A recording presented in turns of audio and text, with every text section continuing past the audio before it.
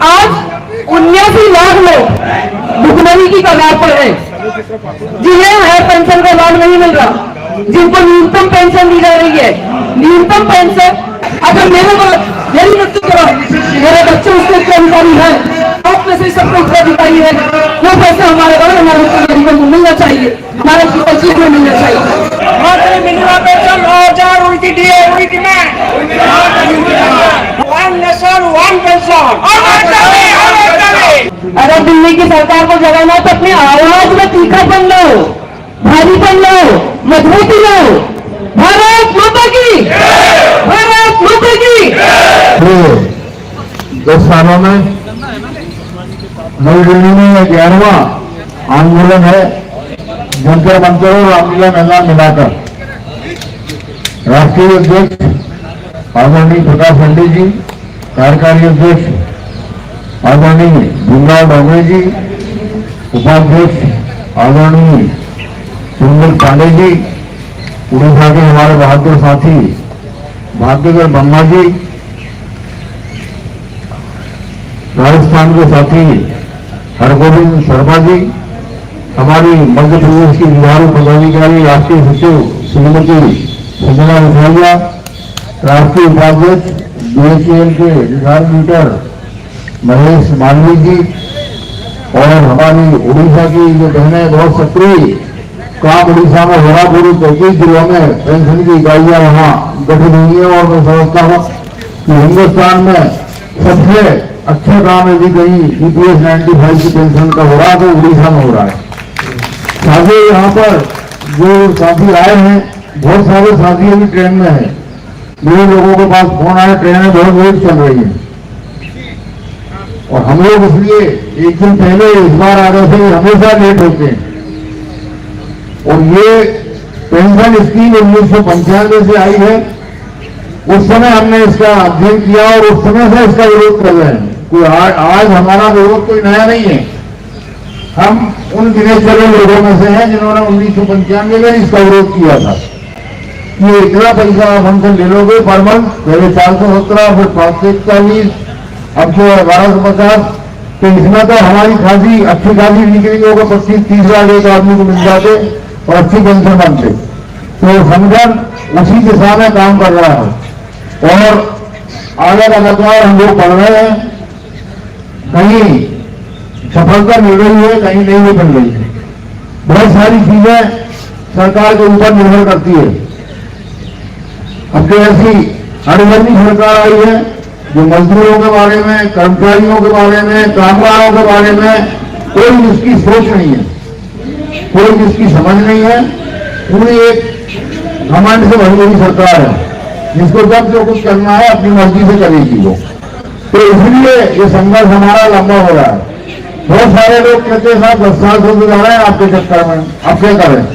बात भी सही है भाई, मान लो घर बैठ जाओगे तो फिर क्या करोगे? लड़ाई तो उसको आगे जारी रखना, अपने को दिन से दिन लोग आ रहे हैं इसमें। दुर्भाग्य ये है कि आज जो लोग नौकरी में हैं उनके समझ में नहीं आ रही, जैसे अपन लोगों को समझ में नहीं आई थी। जब अपन नौकरी में थे तो कोई बात करते थे पेंशन की हो रहे, क्या की पेंशन? अभी तो 75,000 रुपए, 1 लाख रुपए सैलरी मिल रही, अभी क्या की पेंशन? रिटायर होने के बाद तो 2,000-3,000 पेंशन मिलने लगी, तब लोगों को समझ में आ रही क्या हो रहा है। तो ये स्थिति ये है कि वर्किंग क्लास जो है उसको इस आंदोलन में जोड़ने की जरूरत है। जो लोग आज नौकरी में हम लोग तो कोशिश कर रहे हैं और मध्य प्रदेश में हम काफी हद तक सफल भी हैं। अभी पिछली 23 तारीख को हमारा वहां की बॉडी जनरल बॉडी की मीटिंग की, अच्छे खासे लोग उसमें आए, उस पर प्रस्तावना पास किया कि भाई दिल्ली में सब लोगों को ज्यादा से ज्यादा लोगों को चलना है। और दूसरी बात यह है कि पैसे देने की EPFO के पास कोई कमी नहीं है।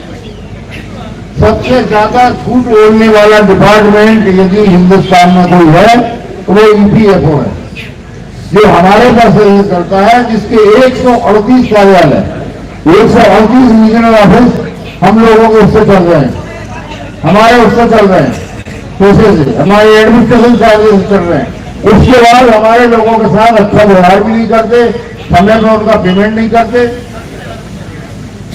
विक्रम छोटे राय जी जहां कहीं भी हो, मंच में आने की कृपा करें। आदरणीय विक्रम छोटे जाए, विक्रम जी आइए, उड़ीसा के साथी हैं। तो जैसे कि सरकार के पास कोई कमी नहीं है। अभी 30 तारीख को सीबीटी की बैठक हुई, उसमें इन्होंने प्रस्ताव पास किया कि 24,75,000 करोड़ 24,75,000 करोड़ रुपया ये इन्वेस्ट करने जा रहे हैं मार्केट में।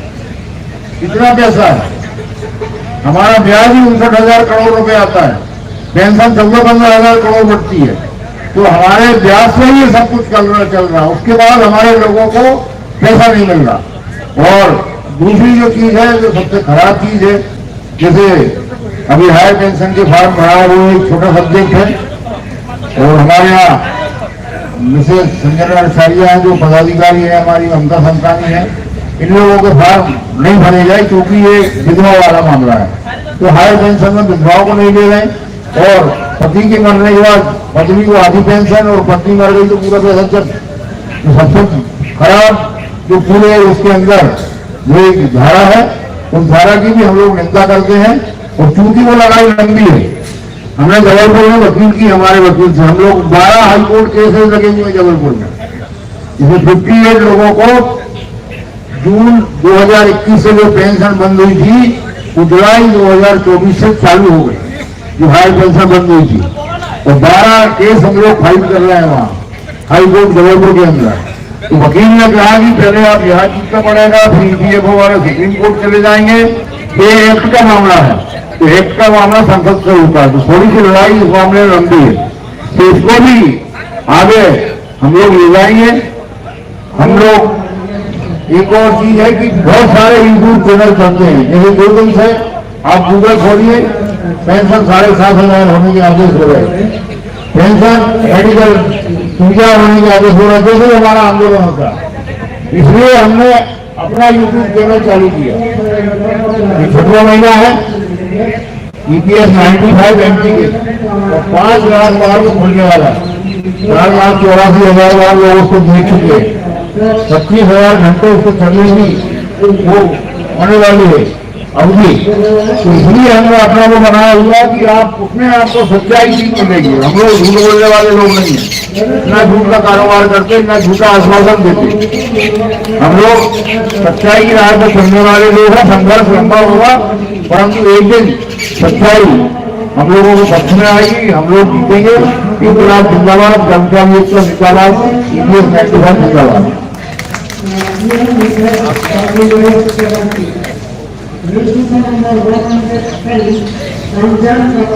प्रफुल्ल दास जी फ्रॉम उड़ीसा और महाराष्ट्र संगठन के साहब मिनिस्टर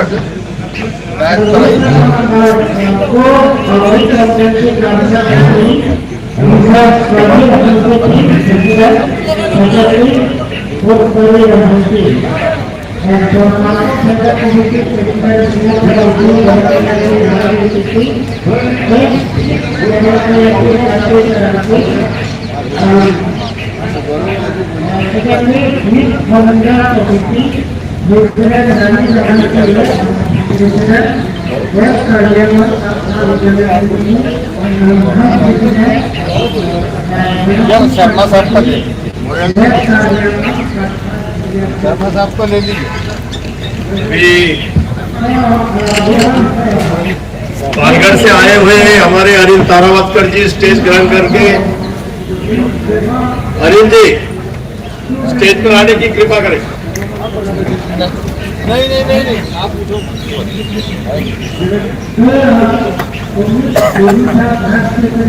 ये बॉक्स के साथ फोटो ले लेना मेरा।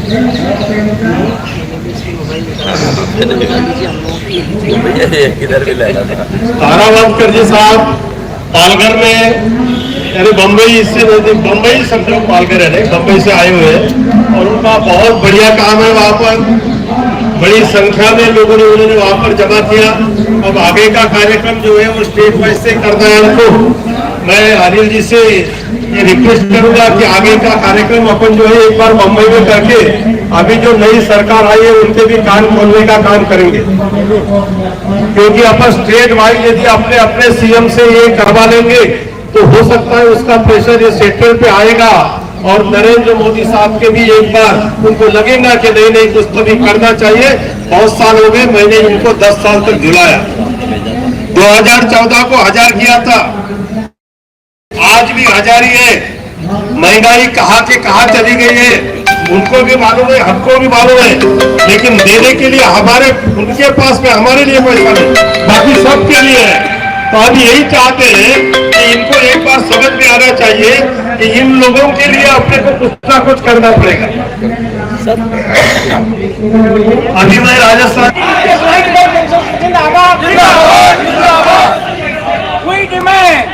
monthly minimum pension 9,000 उनकी DA हुई demand. monthly minimum pension 9,000 rupees उनकी DA हुई demand. One nation, one pension. We demand one nation, one pension. हमारा दाबी सरकार तुम्हें मान ही लिया। हमारा दाबी सरकार तुम पूरा करो। हमारा राष्ट्र दाबी जो है आप सरकार को पूरा करना पड़ेगा।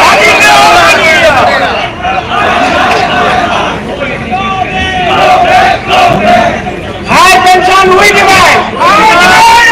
हाई पेंशन हुई डिमांड।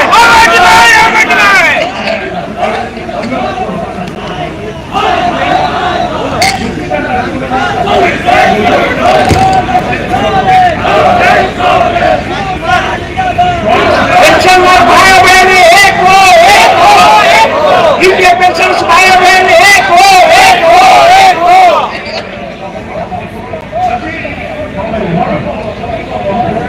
नमस्कार। All India EPF pension association जिंदाबाद। मिनिमम 9,000 पेंशन होती जिंदाबाद।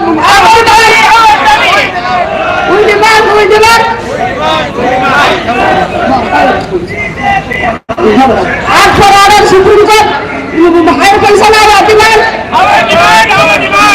गवर्नमेंट फ्री मेडिकल फैसिलिटी आवा डिमांड।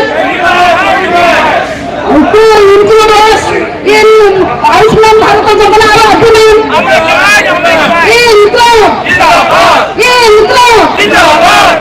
मिनिमम 9,000 रुपीज दिया आवा डिमांड। मिनिमम 9,000 रुपीज पेंशन दिया आवा डिमांड।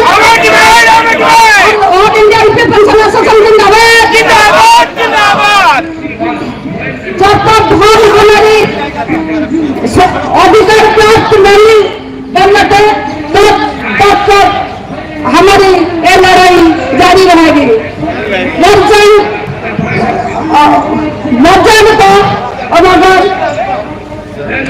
लज्जा को मगर नहीं चले।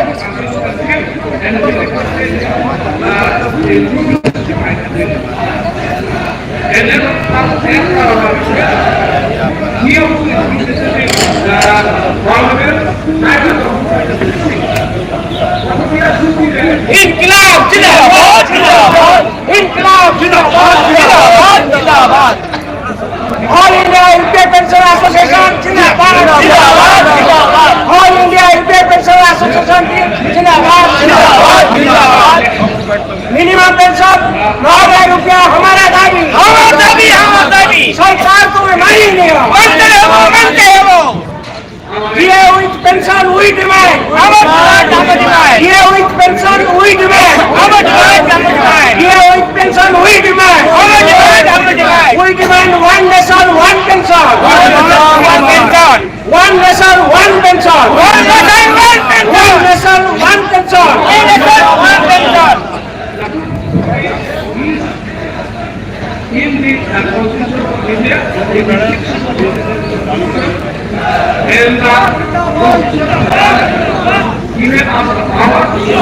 यहाँ एम्प्लॉयज पेंशन स्कीम 1995 के नेशनल कोऑर्डिनेशन कमेटी के आज के धरना आंदोलन के लिए आए हुए सभी पेंशनर भाइयों का तहे दिल से मैं आप सभी का शुक्रिया अदा करता हूँ और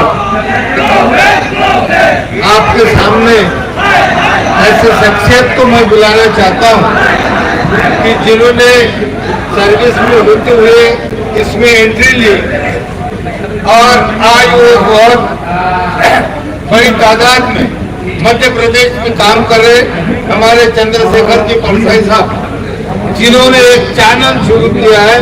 उस चैनल के माध्यम से पूरे देश में उनके वीडियो जाते हैं। संगठन का जो भी कार्य है, जो कार्य प्रणाली है, उसकी हर माहिती हर पेंशनर को मिलती है। किसी को यदि उनका नंबर चाहिए तो ये अभी स्टेज पर आएंगे, तो मैं आदरणीय परसाई साहब के लिए मैं आप सबसे रिक्वेस्ट करूंगा कि उन्होंने जो चैनल शुरू किया उसके लिए उनको जोरदार तालियों से उनका स्वागत करें। और मैं परसाई साहब से दरखास्त करूंगा कि वो आगे का संचालन संभाल।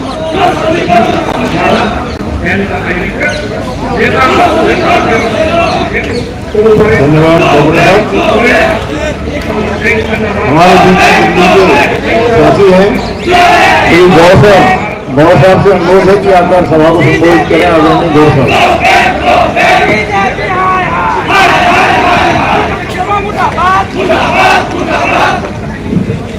EPS 95 पेंशनर्स समन्वय समिति की कार्यकारिणी जो आज मंच पर विराजमान है, इनका मैं धन्यवाद करता हूं कि इन्होंने इतना बड़ा एक आह्वान किया कि हमारी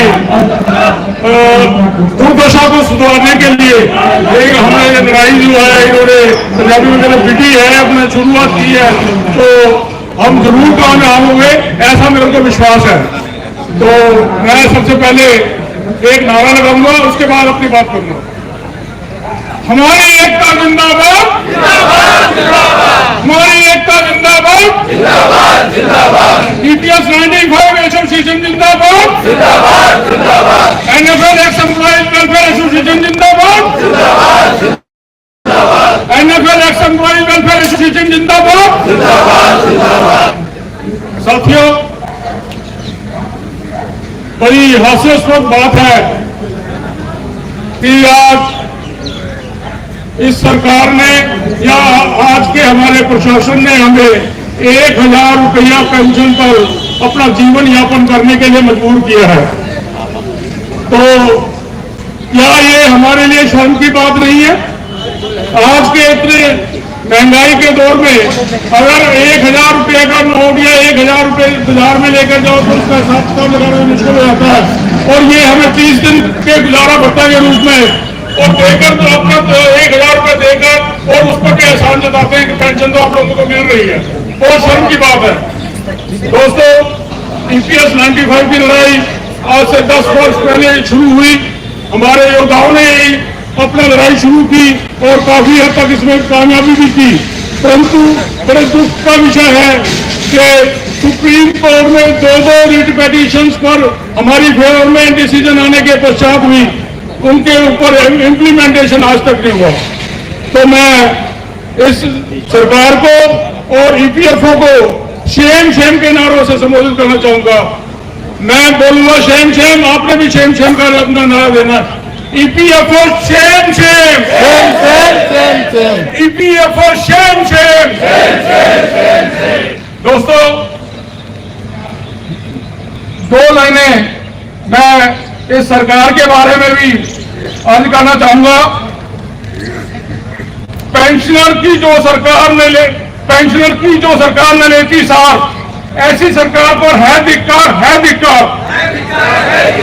पेंशन की जो सरकार लेती है सार, ऐसी सरकार पर है धिक्कार, है धिक्कार। देश की सेवा में हमने लगा दिया पूरा जीवन, कब तक खाएंगे धक्के बदलाव सरकार। दिनों से हम ये लड़ाई लड़ रहे हैं और 2022 में या 4/11/2022 को डिसीजन भी आ गया माननीय सुप्रीम कोर्ट का, परंतु आज तक इम्प्लीमेंटेशन के लिए हमें लड़ाई लड़नी पड़ रही है। तो न्यायालय पर भी और तो अपना EPFO पर भी आज की सरकार का जो है पूरा प्रभुत्व है, पूरा कंट्रोल है। तो मेरी इस निकम्मी सरकार से अपील है इस मंच से कि जागो, कब तक मोहन प्यारे जागो, कब तक सोते रहोगे, कब तक ये बुजुर्ग इतनी भीषण सर्दी में इतने दूर दराज के एरियो से आकर यहाँ पर प्रदर्शन करते रहेंगे, धरने प्रदर्शन होते रहे, लड़ाई लड़ते रहे। क्या हमारी ये उम्र जो है, मैं भी 70 की अवस्था को टच करने वाला हूँ, क्या हमारी ये उम्र लड़ाई लड़ने की है, बैठ के खाने की है, बच्चों को खिलाने की है? परंतु दोस्तों, इस सरकार ने हमें मजबूर कर दिया सड़कों पर धरने प्रदर्शन करने के लिए। मैं यहाँ से आह्वान करूंगा सरकार से कि जल्द से जल्द हमारी इस पुकार को सुना जाए, अपने जो पत्थर दिल को थोड़ा सा पसीजा जाए और हमारी जो ये 3 डिमांड है कि होशियारी कमेटी की रिपोर्ट के मुताबिक जो हमारा बनता हक है वो दिया जाए, और जो 2 निर्णय माननीय सुप्रीम कोर्ट के आ चुके हैं उनको जल्दी से जल्दी लागू करके, क्योंकि दोस्तों हमारी उम्र भी लगातार बढ़ती जा रही है। ईपीएफओ कहता है पहले पैसे जमा कराओ फिर आपकी पेंशन रिवाइज करेंगे। क्या हमारी जो उम्र है ये पैसे जमा कराने की बची है? हाँ जी, बची है कि नहीं, या नहीं बची? 15-20 लाख रुपए जमा करने होते हैं साहब पेंशन रिवीजन के लिए, जो कि आज की डेट में मैं 2015 का रिटायरी हूँ, हमारे पास नहीं है तो बाकी के पास भी नहीं होगा। मैं तो ये मानता हूँ जैसी मेरी परिस्थिति है ऐसी आपकी भी होगी, हम सब एक जैसे ही है। तो हमने ये डिमांड रखी थी कि जो डिफरेंशियल अमाउंट है दैट में भी accepted from the retiring of EPS 95, परंतु उस पर भी अभी तक कोई गौर नहीं फरमाई गई। और जिनके डिमांड नोटिस निकले हैं उनकी भी पेंशन अभी तक लागू नहीं हुई है, जो रिपोर्टें हमारे पास आ रही हैं। और मैं NFL नेशनल फर्टिलाइजर लिमिटेड की बात करूं, जहां से मैं रिटायर हुआ हूं 35 साल की सर्विस के बाद, वहां पर आज तक एक भी रिटायरी को डिमांड नोटिस सर्व नहीं हुआ है। तो बड़ी शर्म और हास्यास्पद स्थिति बनी हुई है कि 2 साल से ऊपर का समय बीत गया है माननीय सर्वोच्च न्यायालय का अपना निर्णय आने के बाद, और आज तक कोई डिमांड नोटिस नहीं, कोई प्रक्रिया आरंभ नहीं हुई है। तो ये पता नहीं हमारे मरने का इंतजार कर रहे हैं या हमें सड़कों पर ऐसे ये रोने का अपना प्रयास किया जा रहा है, इंतजार किया जा रहा है कि ऐसे के ये खत्म हो जाएंगे और ना रहेगा बांस, ना बजेगी बांसुरी। तो दोस्तों मेरा अनुरोध सरकार से भी है, EPFO से भी है कि हमारी उम्र पर, हमारी दया अपना स्थिति पर दया का थोड़ा सा प्रदर्शन करें, थोड़ी सी दया खाएं और जल्दी से जल्दी ये निर्णय लागू करें। और तीसरी डिमांड जो है, जो आयुष भारत योजना लागू की है, इसको भी EPS के दायरे में लाया जाए, EPS रिटायरीज को भी अपना इसका बेनिफिट दिया जाए। इसके साथ ही मैं अपना वक्तव्य समाप्त करता हूं। आप लोगों से एक बार फिर नारे के साथ समाप्त करूंगा। हमारी एकता जिंदाबाद, जिंदाबाद, जिंदाबाद, हमारी एकता जिंदाबाद, जिंदाबाद, जिंदाबाद। जय हिंद। धन्यवाद साहब। आखिर EPFO को जो कार्य प्रणाली है वो सब लोग आप लोग जानते हैं, भली भांति परिचित है। पैसे की बात की तो मैं खड़ा हुआ हूँ, मैं 12 लाख रुपए जमा करके आज पूरे 3 महीने हो गए, अभी तक पेंशन नहीं बनी मेरी खुद की। तो मेरे हमारे कमिश्नर से बड़े अच्छे रिलेशन है।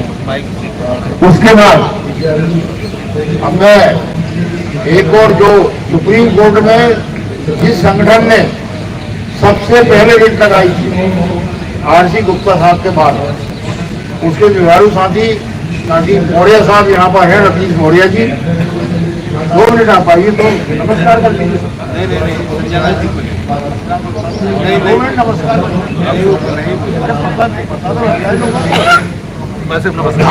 आप जो है पहला इनका संगठन था जिसने सुप्रीम कोर्ट में 2017 में रिट लगाई, रतीश मौर्य जी। सब कुछ उन्होंने बोल दिया हमारे बारे में, फिर मैं आपको नमस्कार करता हूँ। हमारे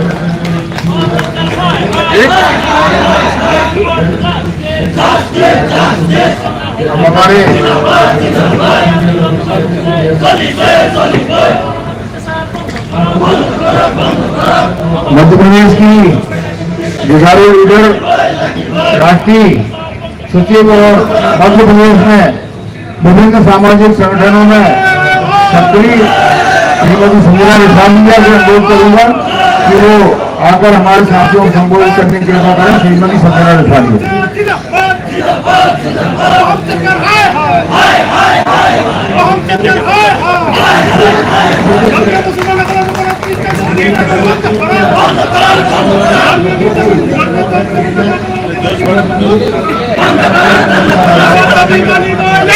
कर्नाटक से आए हुए राम भद्रैया जी, कर्नाटक से आए हुए राम भद्रैया जी और शाह महाराज स्टेज पर आने की कृपा करें।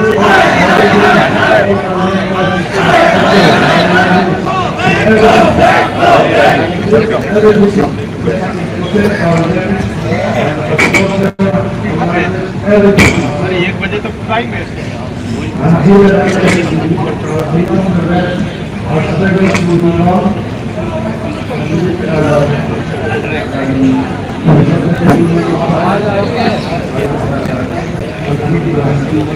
एक बार आप सभी लोग मेरे साथ जोर से बोलिए, भारत माता की, भारत माता की। आपकी इस आवाज से दिल्ली की सरकार जागने वाली नहीं है। अगर दिल्ली की सरकार को जगाना है तो अपनी आवाज में तीखापन लो, भारीपन लो, मजबूती लो। भारत माता की, भारत माता की, वंदे वंदे। अब मैं मंच को नमन करती हूँ। मंच पर मेरे आसीन सभी मेरे वरिष्ठ, विशिष्ट एवं आदरणीय लोगों को प्रणाम करती हूँ। मेरे सम्मुख बैठे हुए अनेक राज्यों से, देश भर से आए हुए मेरे सभी आदरणीय बंधुओं, आप सभी को सादर वंदन अभिनंदन करती हूँ। मैं श्रीमती संजना रिछारिया, मध्य प्रदेश भोपाल संगठन में एक महत्वपूर्ण पद संगठन के द्वारा जो मुझे प्रदान किया गया, उसका सम्मान रखते हुए आप सभी के बीच में आपकी शक्ति बनते हुए, आपकी ताकत को ग्रहण करने के लिए आज हम दिल्ली के जंतर मंतर पर एकत्रित हुए हैं। आपकी और हमारी लड़ाई एक है। आज वर्तमान में जो लड़ाई EPS 95 के द्वारा सरकार के खिलाफ, EPO के खिलाफ लड़ी जा रही है, उस लड़ाई में आने वाले समय में मैं और मेरे जैसे बहुत लोग उसी श्रेणी में आने वाले हैं और उस लड़ाई को लड़ने के लिए, उस लड़ाई पर जीत हासिल करने के लिए, कामयाबी हासिल करने के लिए आज से मैं आप सबके साथ हूं और हमेशा रहूंगी। अपने हक और अधिकारों की खातिर, अपने हक और अधिकारों की खातिर कुछ रखना ना कमी। दिल पिछड़ा तो जान उठा दो, दिल पिछड़ा तो जान उठा दो। अपने आंसुओं से आज भिगो तो ये दिल्ली की जमीन। साथियों, हमारे लिए बहुत गर्व का विषय है कि आज हमारा संगठन यहाँ पर 11वां आंदोलन कर रहा है।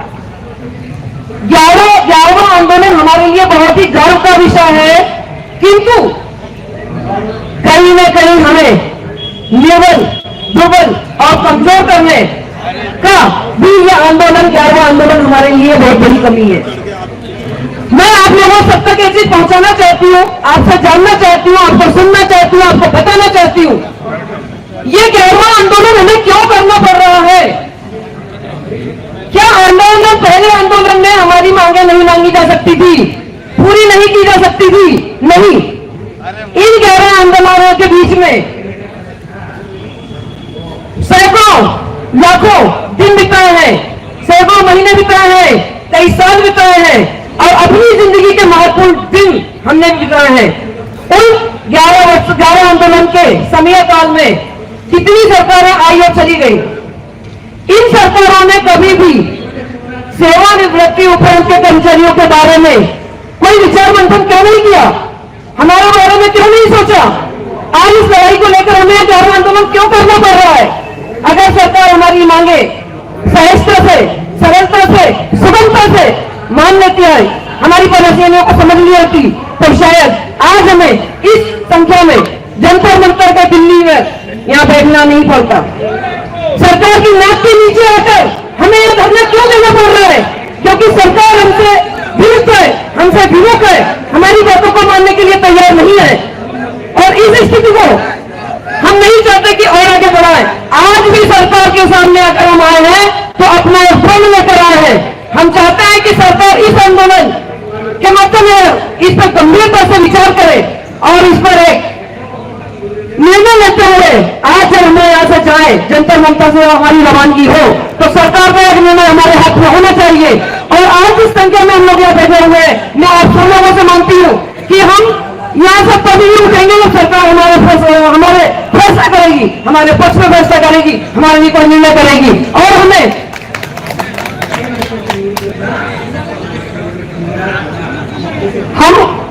हम अपना अधिकार मांगते नहीं, किसी से भीख मांगते। अगर हम इस संख्या में यहाँ बैठे हैं तो ये हमारा अधिकार है, हमारा हक है। पेंशन, हायर पेंशन पाना हमारा हक है। हम उसको पाने के लिए यहाँ आए हैं, आते रहेंगे, बैठते रहेंगे, लड़ते रहेंगे, गिरेंगे, उठेंगे, चलेंगे, बढ़ेंगे, निरंतर चलते रहेंगे, निरंतर बढ़ते रहेंगे। साथियों, संगठन आपकी शक्ति है, संगठन आपकी शक्ति है, किंतु आप सब संगठन की ताकत हो। जब तक आप सबकी ताकत बहुप्रयास में संगठन को नहीं मिलेगी, संगठन को सरकार कमजोर समझती रहेगी।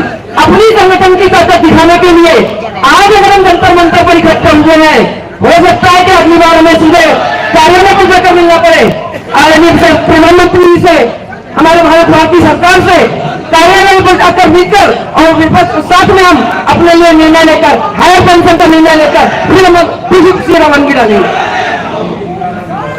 एक और सरकार का ध्यान दिलाना चाहूंगी। साथियों, मैं तो आप सभी के बीच में अल्पज्ञानी हूँ, अल्पआयु हूँ, मुझे इतना ज्ञान नहीं है जितना आप सभी मेरे वरिष्ठ यहाँ पर है, और मेरे कुछ आदरणीय वरिष्ठ यहाँ पर सब बोल भी चुके हैं, बता भी चुके हैं। फिर भी जितना मुझे ज्ञान है उसके आधार पर सरकार तक ये बात पहुंचाना चाहती हूँ।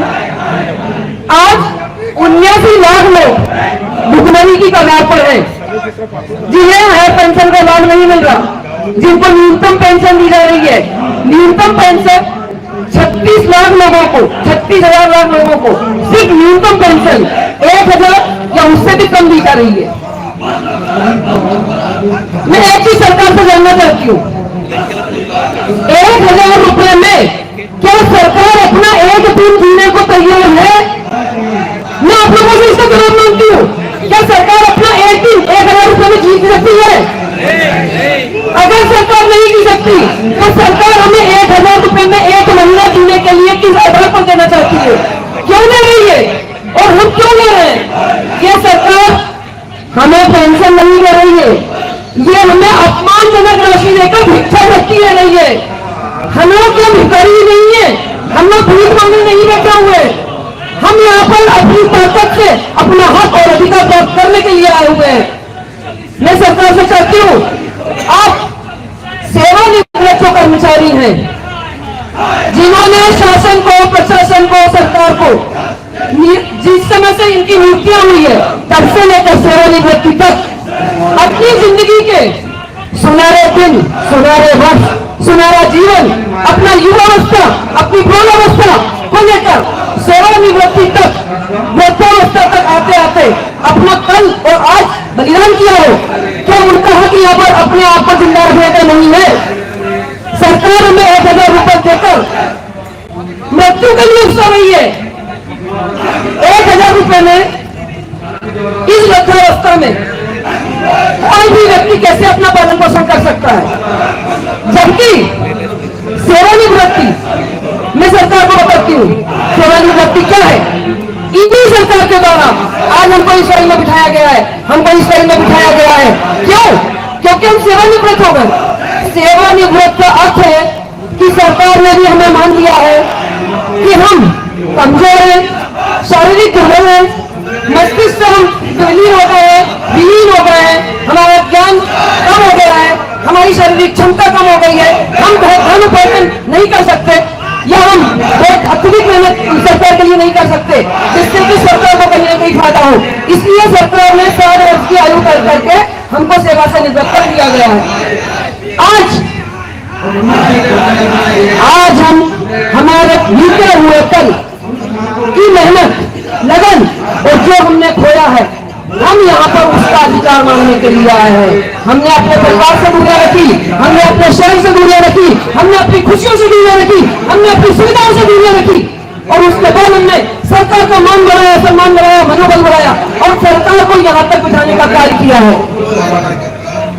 क्या यह हमारा अधिकार नहीं है कि आज जब हम वृद्धावस्था की ओर उन्मुख है, जब संसार की बड़ी बड़ी गंभीर बीमारियां हमारे बीच में आ रही है, हृदय, शुगर, बीपी, थायराइड जैसी गंभीर बीमारियां हमारे अंदर विद्यमान होने लगी है, जिससे कि जिसको जो होने वाले खर्च हम वो नहीं कर सकते।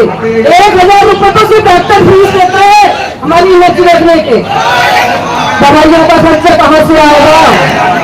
सरकार को समझ नहीं आता आयुष्मान योजना का लाभ हमको क्यों नहीं मिल रहा? सरकार ने आयुष्मान योजना निकाली है ताकि हम अपना इलाज करवा सके, मुफ्त इलाज करवा सके, लेकिन उसका फायदा यहाँ बैठे हुए मेरे किसी बंधुओं को, साथियों को नहीं मिल रहा। क्यों? क्योंकि सरकार ने उसमें भी अपनी शर्तें लागू की हुई है।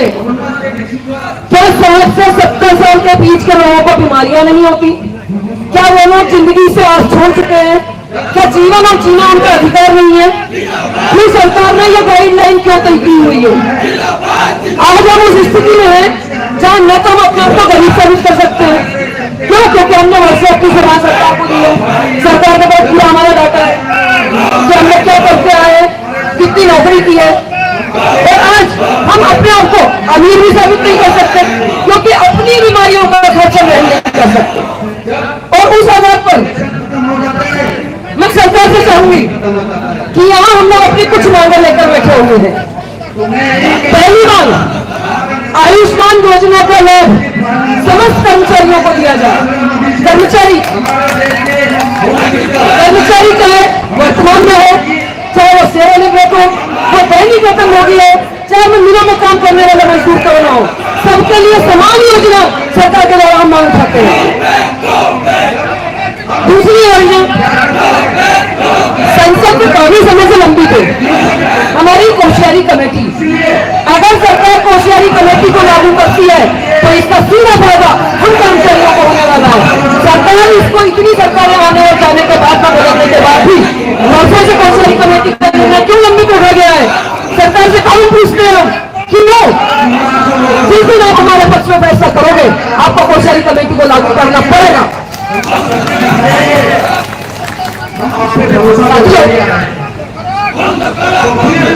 हम लोगों का एक अधिकार है पेंशन, और मैं चाहती हूँ आप लोगों की आवाज को, आपकी पीड़ा को, आपके दुख को, आपके कष्ट को, आपकी परेशानी को, आपके परिवार की उलझनों को, आपकी जिम्मेदारियों को संगठन के माध्यम से और आप सभी के सहयोग से या सरकार की छाती पर बैठकर सरकार तक पहुंचाना हमारा कर्तव्य है।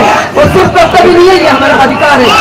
हमको पेंशन चाहिए और पेंशन बहुत महंगाई रखना चाहिए, जैसे कि सारे सरकारी कर्मचारियों को 10,000 पाते हैं, उसके अनुसार सरकार को हमें पेंशन का महंगाई भत्ता के अनुसार कम से कम मिनिमम से मिनिमम 10,000 से पेंशन करनी चाहिए, जिससे कि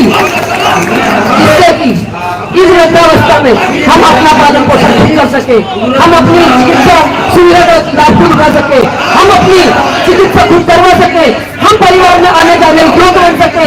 अगर हम परिवार में किसी को ये बताते हैं कि हमारी पेंशन 1,1150 2200 रुपए है, परिवार और समाज हमको अपनी दृष्टि से देखता है, हमको हीन भावना से देखता है।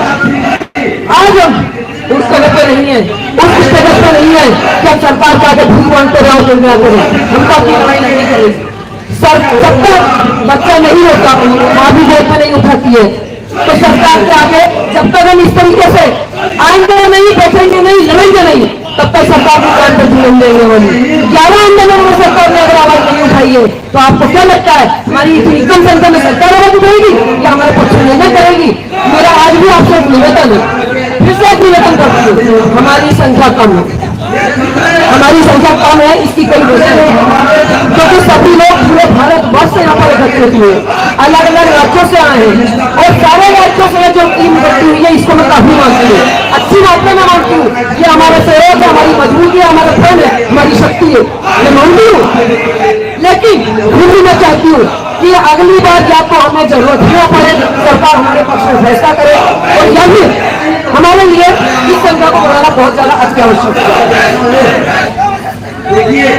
एक अंतिम निर्णय अंतिम निर्णय, अंतिम मांग जो हम सरकार से चाहते हैं, स्वयं कर्मचारी जिसने अपने जीवन के स्वर्णिम पर सरकार की सेवा में समर्पित किया हो, उसके सेवा निवृत्ति के उपरांत सरकार के द्वारा क्या दिया जा रहा है? 1100, 1500, 2200, 3000, ये क्या है? इतनी न्यूनतम पेंशन के तौर पर सरकार के द्वारा जो भीख दिया जा रही है, ये भीख हमारा अधिकार नहीं है। और जो कर्मचारी इसी भीख के दौरान अपनी जिंदगी को जिया है, और अगर इस भीख को ग्रहण करते करते उक्त कर्मचारी की मृत्यु हो जाती है, समय के पूर्व अगर वो काम के घर में चला जाता है, तो उस पर आश्रित उसकी पत्नी, उसके बच्चे इस योजना को झेल रहे हैं, झेलते आ रहे हैं। पहली चीज, जब कर्मचारी की मृत्यु होती है, उसके बाद में उस पर आश्रित पत्नी हो या परिवार हो या बच्चे हो, उनको उसकी आधी पेंशन सरकार के द्वारा दी जाती है। उसी श्रेणी में मैं भी आती हूँ। समय से पूर्व मेरे पति का देहांत हो गया, क्योंकि वो सेवानिवृत्त हो चुके थे। उनको कुल 2200 रुपए पेंशन के रूप में दिया जाता था। वो लीडर रोगी थे, उनको ब्लड प्रेशर की शिकायत थी, उनको शुगर की शिकायत थी। 2200 रुपए में उनका खुद का ही खर्च नहीं होता था। उसको घटाकर सरकार मेरी जोड़ी में 1100 रुपए दे रही है। क्या उन 1100 रुपए में भोपाल से दिल्ली जाने के लिए किराया दर्ज था? क्या मैं दिल्ली आती नहीं? नहीं। लेकिन हम यहाँ आए हैं, इसलिए आए कि सरकार को ये चीज, ये तकलीफ, ये कष्ट, ये परेशानी, ये दुख, ये हमारा पहुंचाना है और हम पक्का कर रहेंगे। जब कर्मचारी के बाद उनकी पत्नी और परिवार को आधी पेंशन को लागू की जाती है, जब उसकी भी मृत्यु हो जाती है, तो ईपीएफओ द्वारा जो भी पेंशन की राशि है उसको जब्त कर लिया जाता है। आप सभी अंदर नहीं होंगे, मेरे ख्याल से मेरे सभी अलग पर बैठे हुए हैं और सबको ये चीज पता है कि ईपीएफओ उस पेंशन फंड को पूरी तरह जब्त कर लेती है, जबकि ये सरकार का ईपीएफओ का अधिकार नहीं है। जिस कर्मचारी ने पूरे जीवन का कड़ी मेहनत से खूब गर्मी बारिश को सहते हुए अपनी सेवाएं अगर प्रदान की है, अपने परिवार से दूर रहकर अपने काम किए हैं और सरकार को सेवाएं दी है, सरकार पूरा करवाने का काम किया है, तो उसकी मेहनत का जो पैसा ईपीएफओ द्वारा काटा जाता है, कुछ परसेंट ईपीएफओ रहता है और 4% कर्मचारियों की अपनी कड़ी मेहनत का पैसा होता है। वो पैसा इकट्ठा होकर वो ईपीएफओ अकाउंट में रहता है। उस कर्मचारी और उस पर आश्रित की जब मृत्यु हो जाती है, तो उस पेंशन फंड को ईपीएफओ द्वारा जब्त कर लिया जाता है। क्या उस पर ईपीएफओ का कोई अधिकार बनता है? आपसे पूछती हूँ, क्या कोई अधिकार बनता है? हम यही आवाज को यहाँ उठाने के लिए आए हैं। ये हमारा हक है, हमारा पैसा है, हमारी मेहनत का पैसा है और ये पैसा सरकार को हम तक पहुँचाना पड़ेगा। आज मैं अगर मेरी मृत्यु के बाद मेरे बच्चे उसके उत्तराधिकारी है, आप में से सबको उत्तराधिकारी है, वो पैसा हमारे घर हमारे उत्तराधिकारी को मिलना चाहिए, हमारे जीवन में मिलना चाहिए।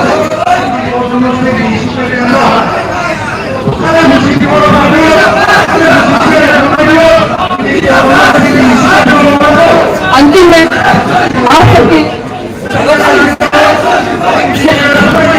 नारे लगाना चाहती हूँ, लेकिन उसमें मुझे पूरा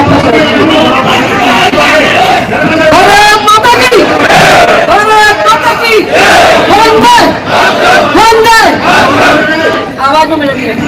आवाज ऐसी उठाओ कि वैसे सरकार को दो दो कराना पड़े, ऐसी आवाज में तो हम करते ही नहीं सुन पाएंगे। भारत माता की, भारत माता की, कर्मचारी एकता, कर्मचारी एकता।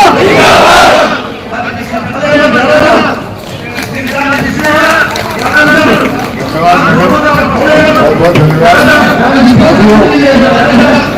सभी कुछ सांसद लोग आने वाले हैं। सोलापुर की सांसद प्रीति सिंधे जी की भी आने की खबर है।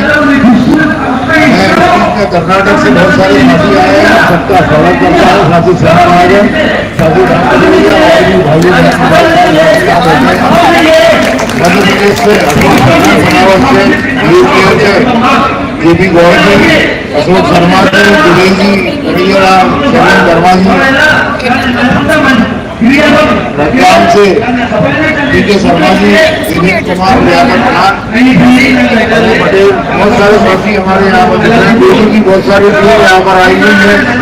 डॉक्टर के निगम, भूतपूर्व जनरल मैनेजर जी, भटनागर जी और डॉक्टर निगम की परिवार से भी सभी आए हैं।